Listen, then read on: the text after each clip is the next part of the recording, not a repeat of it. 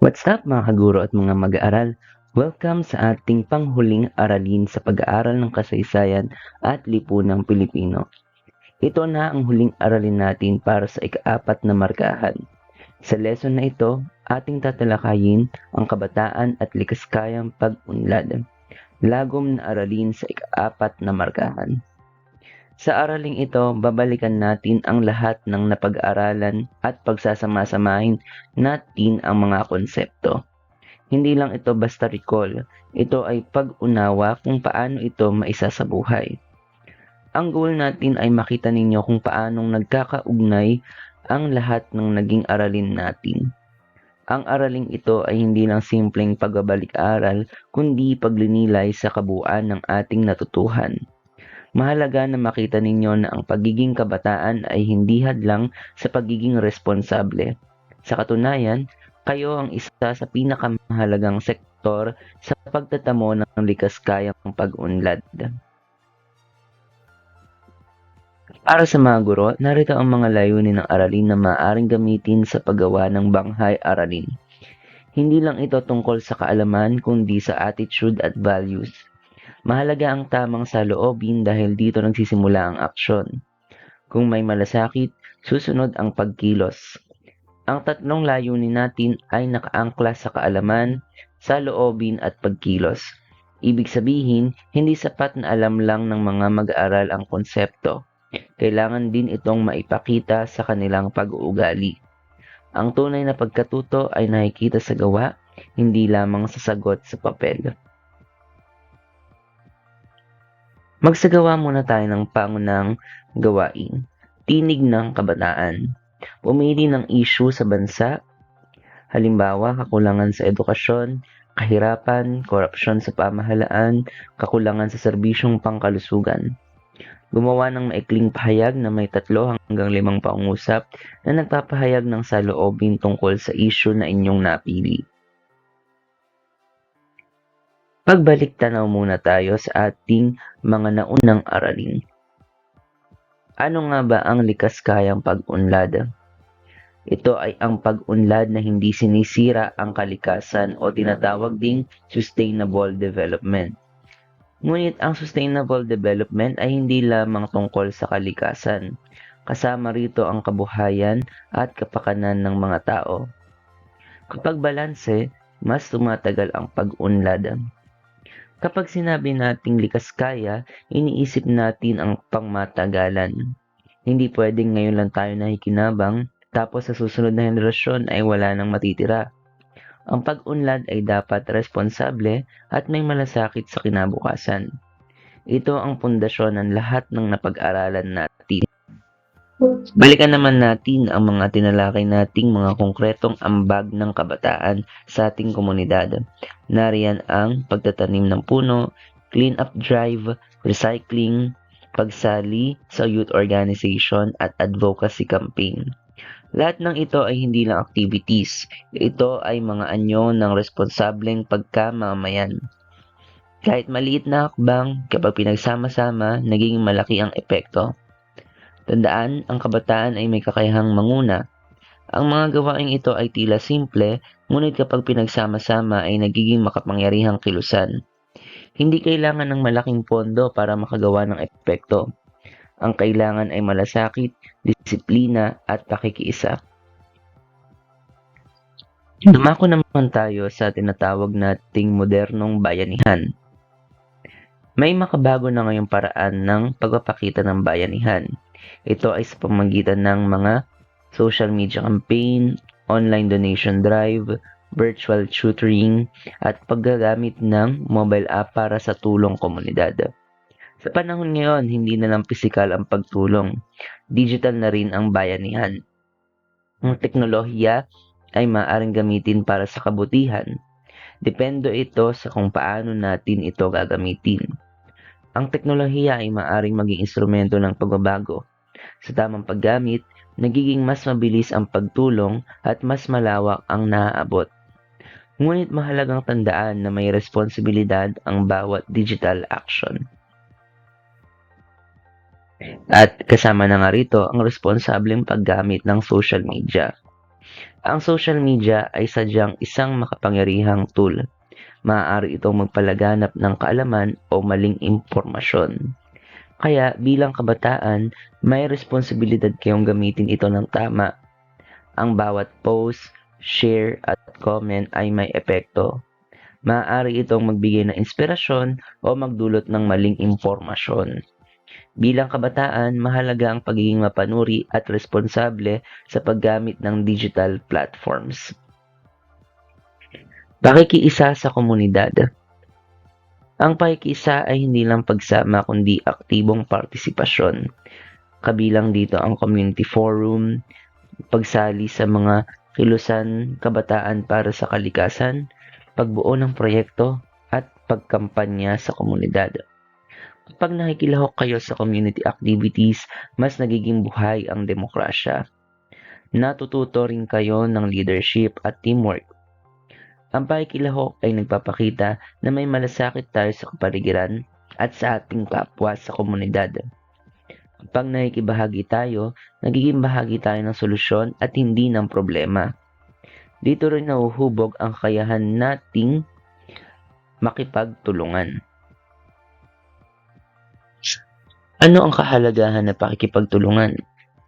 Walang proyektong nagtatagumpay ng mag-isa. Ang pakikipagtulungan ay nagpapalakas ng resulta at nagpapabilis ng solusyon. Kapag nagtutulungan ang kabataan, mas nagiging organisado at epektibo ang proyekto. Ito ang susi sa sustainable community action. Pagpapahalaga sa lokal na produkto. Ang pagsuporta sa lokal ay direktang tulong sa komunidad. Kabilang dito ang suporta sa lokal na negosyo, pagpapalakas ng ekonomiya, at responsableng pagkonsumo. Kapag lumalakas ang lokal na ekonomiya, mas maraming oportunidad ang nabubuo. Isa itong simpleng paraan ng pag-ambag. Ang pagsuporta sa lokal ay direktang ambag sa ekonomiya ng ating komunidad. Sa simpleng pagpili lang ng lokal na produkto, tumutulong na tayo sa kabuhayan ng ating kapwa. Isa itong anyo ng responsableng pagkonsumo. Pagpapahalaga at saloobin. Pagbibigay ng positibong saloobin ng kabataan. Dapat may malasakit, may disiplina, at may responsibilidad. Ang pagbabago ay nagsisimula sa mindset. Kapag positibo ang pananaw, mas nagiging handa sa aksyon. Ang saloobin ang nagdidikta ng kilos. Ang saloobin ay nagsisilbing pundasyon ng pagkilos. Kung may pag-asa at malasakit, mas nagiging handa tayong tumulong. Ang positibong pananaw ay nakakahawa at maaaring magbigay inspirasyon sa iba. Kabataan bilang inspirasyon. Hindi lang kayo beneficiaries ng pag-unlad, kayo ay partners sa paglikha nito. Kapag nakikita ng komunidad ang aktibong kabataan, nahihikayat din ng iba. Kapag nakikita ng komunidad ang aktibong kabataan, nagkakaroon ng pag-asa sa kinabukasan. Ang bawat maliit na hakbang ninyo ay maaaring maging inspirasyon sa iba. Kayo ang tagapagsimula ng proyekto, tagapagtaguyod ng pagbabago, at tagapangalaga ng kalikasan. Kaya tandaan, ang liderato ay nagsisimula sa inisyatiba. Mga gawain ng kabataan tungo sa likaskayang pag-unlad. Basahin at unawain ang mga gawain. Ano ang ipinapakita ng mga ito? Ang bawat gawain ay mas malalim na kahulugan. Hindi lang ito simpleng aktibidad. Ito ay pagpapakita ng values at responsibility. Ang bawat gawain ay may kalakip na pagpapahalaga at prinsipyo. Hindi lang ito aksyon kundi pagpapakita ng pagkatao. Ang pag-unawa sa kahulugan ng bawat gawain ay susi sa mas malalim na pagkatuto. Ngayon, sagawa natin itong pagtatapat na gawain. At kasabay nito ay ating ipaliwanag ang mga gawain ng kabataan para sa komunidad. Tingnan natin ang mga tamang sagot. Ang bawat simpleng gawain ay may mas malalim na hulugan. Halimbawa, ang pagtatanim ng puno ay hindi lang environmental act. Ito ay pagpapakita ng malasakit. Ang pagbuo ng youth organization naman ay indikasyon ng leadership at initiative. Ipinapakita nito na ang kabataan ay hindi passive kundi aktibong kalahok ng lipunan. Ang pag-aaral ng issue ay simula sa pagiging mulat ng mamayan. Kapag may kaalaman, mas nagiging responsable ang pagkilos. Ang pagtulong sa kabuhayan ay hindi lang economic support, kundi pagpapakita ng pag-asa at tiwala sa pagbabago. Masaliman pa natin ang pagpapaliwanag sa mga item na ipinakita natin sa unang tatlong mga screen. Unahin natin ang pagtatanim ng puno at pagpapakita ng respeto sa kalikasan. Ang pagtatanim ng puno ay konkretong halimbawa ng malasakit sa kapaligiran dahil direktang nakakatulong ito sa kalikasan. Samantala, ang pagpapakita ng respeto sa kalikasan ay hindi lang environmental act, kundi pagpapakita rin ng responsibilidad bilang kabataan. Ipinapakita nito na ang kabataan ay may mahalagang papel sa pagpanatili ng balanse sa lipunan at kalikasan. Kaya kapag may respeto sa kapaligiran, may respeto rin sa kinabukasan ng komunidad. Tingnan natin ang mga item na may kinalaman sa aktibong pakikilahok sa komunidad. Nariyan ang cleanup drive at ang paglahok dito ay malinaw na halimbawa ng aktibong pakikilahok dahil sa personal na nakikibahagi ang kabataan sa lusyon. Hindi ito panonood lamang, ito ay pagkilos. Ang pagtulong naman sa proyektong pangkabuhayan ay nagpagpapakita ng suporta sa pag-unlad ng komunidad. Pinapakita nito na may tiwala ang kabataan sa kakayahan ng lipunan na umunlad. Ang positibong saloobin ay mahalaga sa pagbuo ng progresibong komunidad. Dumako naman tayo sa mga item na may kinalaman sa sustainable at responsableng pamumuhay. Ang pag-iwas sa paggamit ng plastic ay simpleng hakbang pero may malaking epekto sa kapaligiran. Ipinapakita nito na tayo sumusuporta sa likas-kayang pamumuhay at ang kabataan ay may disiplina at malasakit sa sustainability. Ang pagbibigay naman ng edukasyon sa kapwa kabataan ay pagpapalaganap ng tamang asal at responsableng pamumuhay. Kapag ang kaalaman ay naibabahagi, mas maraming nagiging mulat at responsable. Narito naman ang mga item na may kinalaman sa liderato at civic awareness. Ang pagbuo ng youth organization ay hindi lang simpleng pagsasama-sama. Ito ay papagpakita ng inisyatiba at kakayahang mamuno. Samantala, ang pagpayag ng opinyon sa social media ay paraan ng pakikilahok sa diskurso ng lipunan. Ngunit mahalagang tandaan na dapat ito ay responsable at batay sa tamang impormasyon. Ang liderato ay nagsisimula sa pagkakaroon ng boses at paninindigan. Dumako naman tayo sa mga bilang na may kinalaman sa kamalayan at ekonomiya. Nariyan ang pag-aaral ng isyu ng panlipunan na unang hakbang sa pagiging responsableng mamayan. Kapag may kamalayan, mas nagiging makabuluhan ang pakikilahok. Ang pagsuporta naman sa lokal na produkto ay direktang ambag sa ekonomiya ng komunidad. Ipinapakita nito na ang kabataan ay may kakayahang mag-isip, hindi lang para sa sarili, kundi para sa kabuuan ng lipunan. Ngayon, ano ang napapansin ninyo sa koneksyon ng gawain at kahulugan? Alin sa mga ito ang nagawa mo na? Kung hindi pa, alin ang kaya mong simulan ngayong linggo? Dumako na tayo sa mga gawain at pagtataya. Gawain 1, ako bilang kabataang mamamayan infographic challenge. Dito, iuugnay ang mga ambag sa mga prinsipyo ng sustainable development o napapanatiling kaunlaran tulad ng pangalaga ng kalikasan, pagkakapantay-pantay, at matalinong paggamit ng likas na yaman. Ang gawain ay mamarkahan base sa visual na presentasyon ng infographic, maikling paliwanag ng mag-aaral o grupo tungkol sa nilalaman ng kanilang gawa. Sasagutan din ang mga prosesong tanong. Anong ibig sabihin ng ambag ng kabataan sa konteksto ng kalikasan, lipunan, ekonomiya at teknolohiya? Paano mo maisasagawa sa tunay na buhay ang isa sa mga ambag na inilarawan sa iyong infographic? Paano nakatutulong ang ambag ng kabataan sa pagsulog ng sustainable development sa bansa? Gawain 2, Bayanihan Project Community Action Plan. Pipili kayo ng isang lokal na issue at gagawa ng action plan at ipapakita ito gamit ang poster, slideshow o video. Sasagutan din ang mga pamprosesong katanungan.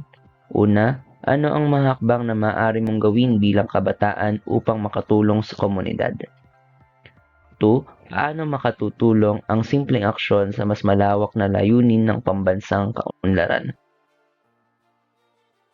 Dumako na tayo sa mga pagtataya. 1. Alin sa mga sumusunod ang halimbawa ng likaskayang proyekto ng kabataan? B. Pagtatayo ng community garden. 2. Ang kabataan ay may kakayahang mag-ambag sa kapagunlad ng bansa sa pamamagitan ng B. Pag-aaral at pakikilahok sa mga isyong panlipunan. 3. Ang positibong saloobin ng kabataan ay nakatutulong sa B. Pag-unlad ng komunidad. 4. Ang pagpapahalaga sa kalikasan ay makikita sa C. Pagre-recycle at pagtitipid ng likas na yaman. 5. Ang kabataan ay maaaring magpakita ng malasakit sa lipunan sa pamamagitan ng B. Paglahok sa mga proyekto ng barangay. Tanong sa sarili. Bilang kabataan, anong isa mong konkretong hakbang simula ngayon para sa likaskayang pag-unlad? Hindi kailangang engrande ang sagot. Ang mahalaga ay realistic at kaya mong panindigan. Tandaan, ang tunay na pagbabago ay nagsisimula sa personal commitment. Ang personal na commitment ay mas mahalaga kaysa pangako lamang. Kaya, kapag nagsimula ka sa sarili, mas nagiging tunay ang pagbabago. Ang tanong ay hindi kaya ba natin, kundi kailan tayong magsisimula. At bilang pagtatapos ng ating 4th quarter, ating balikan ang ating mga napag-aralan. Sa kabuuan ng quarter na ito, nakita natin na hindi hiwa-hiwalay ang mga aralin. Lahat ay umikot sa pagiging responsableng mamamayan. Ang kaalaman ay naging pundasyon, ngunit ang pagkilos ang tunay na layunin. Sa pagtatapos ng ating paglalakbay sa pag-aaral ng kasaysayan at lipunang Pilipino, nais kong ipaalala sa inyo na ang pagiging kabataan ay hindi lamang paghahanda para sa hinaharap. Kayo ay may mahalagang bahagi ng kasalukuyan. Sa unang bahagi ng ating taon ng pag-aaral, pinag-aralan natin ang kasaysayan ng Pilipinas, ang sakripisyo ng ating mga bayani, ang pakikibaka para sa kalayaan, at ang paghubog ng ating pambansang identidad. Natututuhan natin na ang pagbabago ay hindi basta dumarating. Ito ay pinaghihirapan, ipinaglalaban, at pinaninindigan. Sa huling markahang ito, nakita naman natin na laban ngayon ay iba niya ang anyo.